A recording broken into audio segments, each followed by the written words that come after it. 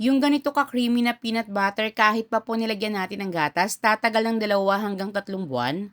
Yung kaya mong ilaban ng balikan ng bayad kung sakaling hindi sila masarapan dahil sigurado ka po sa lasa.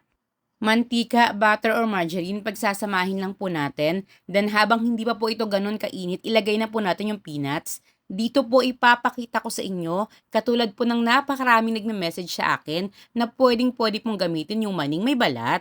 Make sure na maluto po itong mabuti pero huwag naman pong masunog dahil makakaapekto po ito sa pinakalasa.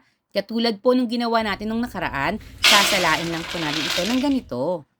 Mas mura ng 15 pesos per kilo yung ganitong mani kumpara po dun sa mga skinless. Then, need po talaga nating palamigin ng husto ito pong ating nilutong peanuts bago po natin ihahalo yung iba pa po nating ingredients. Asukal, pwedeng puti, pwede rin pong ganitong wash. Para mas maging creamy, maglalagay rin po tayo rito ng powdered milk. I-mix lang pong mabuti, then diretso na po tayo sa mga pagilingan sa palengke. Kung sakaling kakaunti lang po yung inyong gagawin, pwede naman pong sa blender, pero hindi nga lang magiging ganito ka-smooth po yung resulta, still, napakasarap pa rin po. Sa atin pong recipe, 10 jars ng peanut butter yung atin pong nagawa. So paano? Subukan nyo na at balitaan nyo ako kapag naging negosyo nyo na.